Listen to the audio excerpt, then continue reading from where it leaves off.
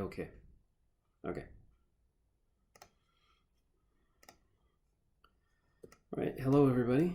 I'm gonna go through the rigging, simple rigging of the Viking character here, just because that's something that you should be at. Now the Viking character that I have here, it's just a really rough block, which is kind of where I see a lot of their characters are now. And that's okay, that's enough for us to work with. First thing I want to do is make sure that I have a project to work in my rigging. So in this case I already made one, but I'm going to set my project on my desktop and it'll be Viking Rig. When I have my character here in my Viking Rig, what I want to do is drop my latest model into the assets directory, just because I want to keep that as part of my rig project, but I don't want to have that interfering with my modeling project. You could put them together, but I guarantee you it's going to get messy. You're probably deep in the double digits for your model now, and the rig, it might be a good idea to break it off and rig it separately. And so I'll come back in here. I will open that model from the assets directory, file, open, and I will have had it stored in my assets, and I'll pull it in from that. In this case, it's already here, so what I'm going to do is turn around and file, save scene as, and I'll go back down, make sure it's in my scenes, and I'll say, instead of MDL, Viking Rig 01, and I'll just start. Okay, so a couple things. What I'm going to want to do is change my menu set for modeling to rigging, so I can get a hold of the skeleton menu item here, and also I'll use the rigging shelf because it's handy. So one of the things that I'm going to want to do when I'm drawing bones, just as a reminder, I want to draw these bones in an orthographic view, not perspective, and the reason for that is perspective does some really ugly things where it wants to lay the joints. The second thing that I'm going to want to do is turn on the wireframe on shaded, and I'll do that in all of my views. And the last thing that I'm going to want to do is go to shading, X-ray joints, and I'll turn that on all of my views. Shading, X-ray joints, shading, X-ray joints. Great. So we will start with the leg, and again, keep in mind that when you're drawing your joints, you really need to focus on the joints themselves, not the bones. So in this case, I'll set a hip joint, I'll set a knee joint, I'll set the ankle joint, roughly where I think the foot should rotate. Then I'll set the foot to the ball of the foot, and then the toes. And then I'll hit enter. And that's my bone chain. And you can see it over here in the outliner. So I'll just rename these. Hip underscore L. I want to make sure that I choose a side. And I'm naming the joints. Knee underscore L. I know it feels like you're selecting the whole bone, and in other software packages you might say, okay, well, I'm not going to call this the hip, I'll call it the femur. I'll name the bone, and the joint at the head of the bone is just part of the bone. But in Maya, you want to focus on the joint itself. So the next one down, ankle underscore L, and again, use your underscore L and underscore R. Football underscore L, toe underscore L. And I'll keep the skeletons named with a lowercase name because I'm going to add controllers here in a bit and they're going to be uppercase. Great. So I wanted to select the bone there, but because it's inside the geometry, I will almost always select geometry first. So with the geometry selected, I'm going to make a new layer and make it a reference object. Then I'm going to come up to perspective mode and actually see where my bones are. Okay, so right now, those joints are not where they're supposed to be. So I'll come to the front view. And even with this top joint selected, because it's a parent, kind of wants to move everything. So if I select the lower down and I just want to hit move this one joint and leave the other joints alone, I'll hit D and I'll move it the same way that I'm moving a pivot point in my geometry. And that makes life a lot better for me. Another thing to keep in mind is that because I'm going to be putting IK handles on this bone, I want to bend it a little bit in the direction that the knee is going to bend in. Now I've put a little bit of a bend in my model, but you may have a straight leg right now. When you put this bone in, give it a little bit of a bias towards the front where the knee is. It'll make your IK handles work a lot better. So because I use the _L in this name, what I should be able to do now is with that top joint selected, if I come up to the skeleton menu item, there is an option for mirroring joints. And if I choose this option box, I'm going to search for the _L in all those names and replace it with _R. And I want to mirror it across the YZ plane, which is the one that splits the character in half. So I'll change it to that, and I'll just hit mirror. And so now over here in the outliner, I have a nice hip L and a hip R, and they're roughly where they're supposed to be, and life is good. So with that in mind, I'm going to do File, Save Z. Okay, then I'm going to go up to my side view here, and I'm going to hit the joint tool again, create joints, and I'm going to start making my spine. And again, I'm going to start putting the spine toward the back of the character, and I'm going to choose to drop the joints on the division points of my geometry already. And I like 3 joints for a spine, and one roughly where the shoulders will be, and then another small one just for the neck swivel, and then one for the whole neck, and then the one for the head I'll just drag out to the front of his nose. Now these joints are a bit largish, and what I can do if I wanted to is in the Create Joints tool here in the option box, I can change the short bone radius to something a little more reasonable. I can change that to 0.2, and the long bone radius I could change to 1. And that would make the joints a little bit smaller to look at. If I've already drawn them, I can select them one at a time, and in the attribute editor, I could actually change that number here. Change it to 0.2 under the radius, and that would make them nice and small, but I don't think it'll matter so much here today, so I'm going to leave it. Again, the important thing here is I want to start with a name. So the first joint I'm going to start with, I'll open that up, is the spine root, because this is the root of the character. And the next one, I'll just name them here. Spine, I'll stick with my _1, and I'll copy that. 2, sorry, 3. Now am I at my little neck swivel? I am. Neck swivel, neck, head.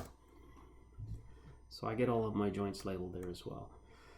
So as always, when drawing the joints, I want to come back out of this into another mode and just double check everything to make sure it's in place. Good, that's in place. So then I want to move on to the arm. And what I'll do there is I'll go back into the joint tool. And in this case, I will change how big the joints are. So create joints. Let's say that The small joints will be 0.2 and the long bone radius will be 1. And I think that'll be good for me. So now I want to draw based on this bone here in the spine and make a clavicle and then bring it up to the shoulder and down the arm. So I'll click on this bone and it should let me insert a new bone, and I'll put the clavicle roughly here. Then the shoulder I'll put in the middle of the shoulder, again being careful of the mass of the shoulder. If I put it too high, when the character lowers their arms, all of that geometry is going to squish into the side of their body. If I put it too low, then that geometry on the shoulder might stretch way out and around to accommodate the arm bend. It really comes down to the design of your character and where the geometry is. But my best guess for this person here is going to be just a little bit lower in the shoulder, but not so low that the next joint for the elbow becomes a challenge. So I'm going to put it roughly here, and then I'm going to drop one for the wrist. Then I'm going to go straight out toward where I think the finger should be, and then the first, second, third joints for the finger, and then I'll hit enter. Now before I go do too much on this, I should check it in the top mode, and yes, it's way out from where I want it to be. So for the first one, I'm going to move the clavicle forward, then I'll move my shoulder back to the middle of the shoulder. Then I'm going to hit D and just slide that elbow back. And then D, I'll stay in D, and I'll move the wrist back just a little bit. I'll come out of D because I'll move the whole finger forward. And then before I go too far, what I'm going to do is start naming these joints. So I'll shift. First joint, clavicle underscore L, shoulder underscore L. Need a little more real estate here. Elbow underscore L, wrist underscore L. And then when we get to the finger, I've dropped this over the index finger here. So I have a couple of names that I want to add to this. I want to know that it's a finger. I want to know that it's the index finger. I want to know that it's the first joint of that finger and it's on the left side. That's pretty long. I'm going to copy it. I'll go to the next joint, paste, change this to 2. Paste, change this to 3, paste, change that to 4. And I think that's not in too bad a position in that finger, so I'm going to leave that be. And to make my life a little bit simpler, I'm going to select that first joint in that finger. I'm going to hit Shift D. Then I'm just going to march that finger over to the middle. And I might have to adjust it. It's hard because I modeled this arm off axis because I thought I was being cute. That's why we tell you to do it on axis, so you don't have to do extra work here. There's the ring finger and the baby finger, or yeah, the pinky. So each of these will probably need to be adjusted just a little bit. I'll go back to my top mode because it's just a little more accurate. Frame it up. Make this one a little bit longer. Make this a little bit longer. Pull this back a little bit.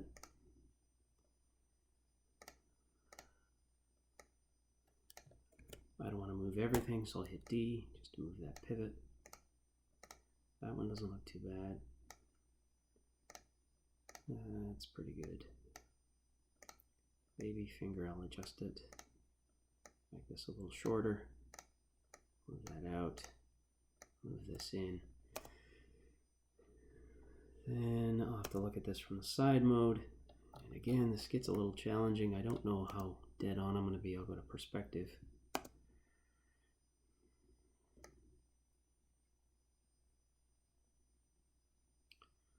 those aren't too bad. So now I just need to get to the naming. So the naming, let's see. I'll start over here. This finger. I'll change all of these from index to pinky. And I'll select it. Underscore pinky.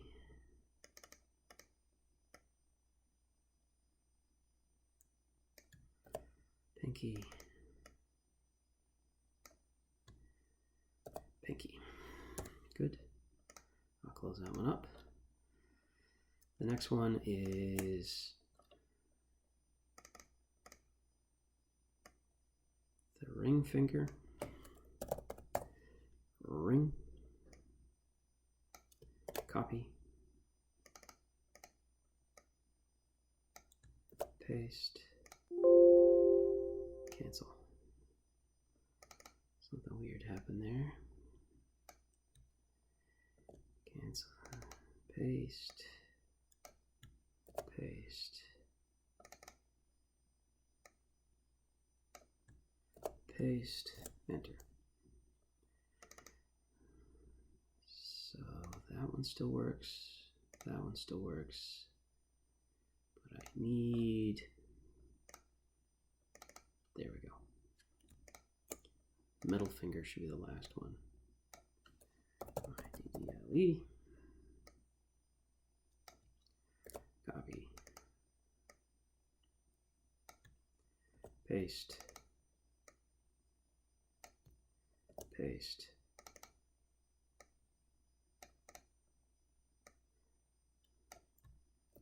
Paste. Okay, so everything is selected, or sorry, properly named. Oh, I need to put a thumb in there. Okay, so the thumb is a bit unique, so I'll draw that one from scratch. I'll start again from the top mode, draw a joint. I'll start at the wrist. I'll draw to the meaty part of the hand. Let's see.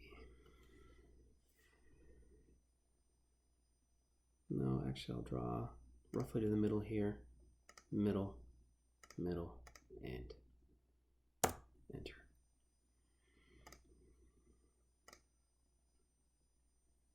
And I'll select that. Frame it up.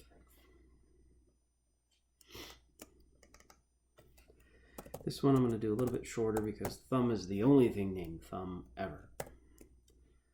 Thumb 1-L. Copy. Paste. 2. Paste. 3. Paste. Oh, and I didn't clear it properly. 4. Okay. So before I get too far along, let's check this from, yeah, there we are.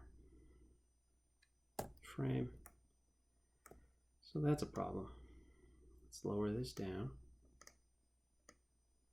Lower you down to about midway. Lower you down to about midway.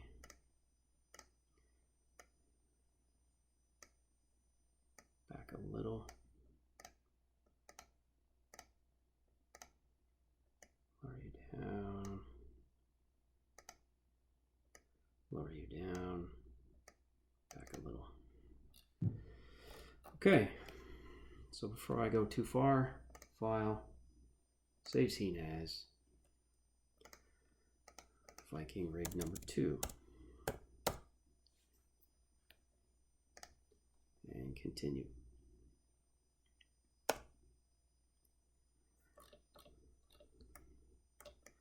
Okay, so I'd like to duplicate this, but I'll start at the clavicle joint. I don't need to go all the way back to the spine because that decoration that we keep calling a bone, but it's really just a decoration, will get created automatically if I go up into skeleton.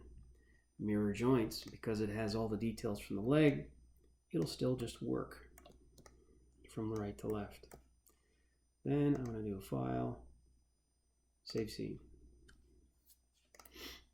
Okay, so then I've got a nice simple rig sitting inside my rough blocked out geometry, which is where you need to be for next week when we start skinning.